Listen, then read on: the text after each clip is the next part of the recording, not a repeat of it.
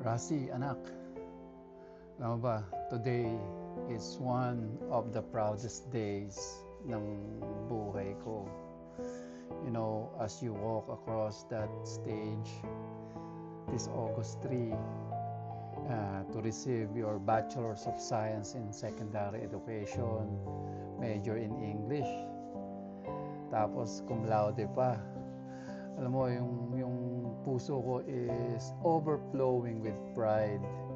Hindi ko man ito, alam mo yun, yung ma-witness ng personal, pero alam mo, every step na you take on that stage, I'll be celebrating it with you.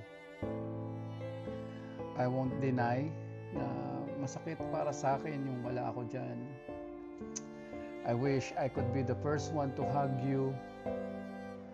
Alam mo yun, after the ceremony, take countless pictures, and alam mo yun, sasabihin ko dun sa mga tao, that's my daughter, diba?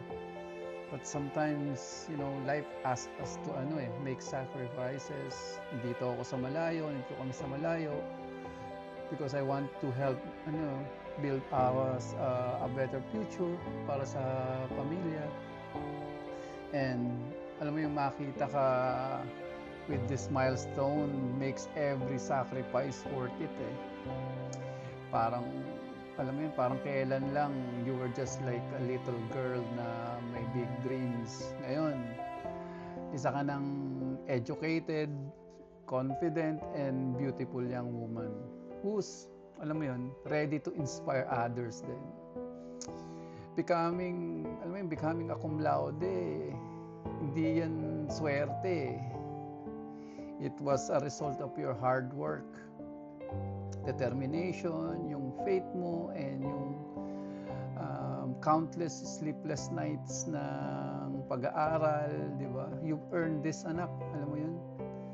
And no one can ever take this away from you.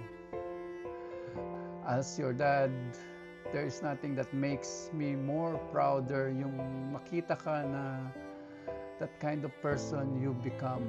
Yung hindi lang dahil may Latin honors ka, kundi dahil lumaki ka na mabait, respectful, humble, at yung may pangarap sa buhay. Those qualities kasi it will take you farther. Alam mo yun, na walang ibang klaseng honor na makakasukli dyan. Alam mo? Now, ito na yung start ng bagong chapter ng life mo. And I want you to remember one thing. Gamitin mo yung achievement na to build your own future. Gamitin mo yung education mo para maabot mo yung mga pangarap mo. Build the career you've always wanted. Explore mo yung mga opportunities, continue learning, and one day, build a beautiful family of your own. And anak, please don't ever feel na may utang ka sa amin, ni mama lala mo, or anything. Huwag mong isipin na responsibilidad mo na suklian kami. We didn't raise you because we expected something in return. Hindi namin ginawa ang lahat ng sakripisyo para magkaroon kami ng kapalit. Alam mo yun? We did this because we love you. And because that's what parents do. Alam mo yan? And if there's one thing I want from you is this, anak. Be happy. Live the life you've always dreamed of. Be successful not for us, but for yourself. Kapag dumating ang panahon na magkaroon ka na ng sarili mong pamilya, love them the way we have loved you. Give them the support, patience, and the unconditional love na na-receive mo rin from us. Our greatest reward has never been money or gifts, anak. Our greatest reward is seeing you become the woman you are today. Makita ka na nakasuot ng toga, tinawag yung pangalan mo at marinig ang salitang cum laude. That's more than enough for me and your mama Lala. Thank you, anak, for making every sacrifice worth it.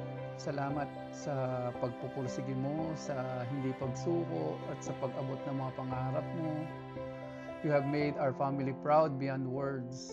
Hindi lang ikaw ang nagtagumpay today, it's a victory for our whole family. Always stay humble, nak. Always put God first and never stop believing in yourself.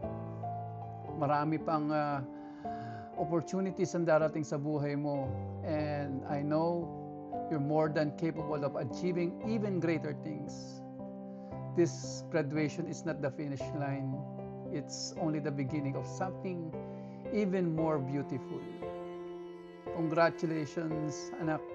Bachelor of Science in Secondary Education, major in English, cum laude. I may not be beside you today, but my love, my prayers, and my pride will always be with you wherever you go. Mahal na mahal kita, mahal na mahal ka namin, me and your Mama Lala, and me and with your sisters, Isabel and Arya. You will always daddy's girl, anak. No matter how old you become or how successful you are, I will always be your biggest supporter, your proudest father. And again, congratulations. I love you so much, and enjoy your graduation, and hope you hope for the best for your future. Love you. Bye.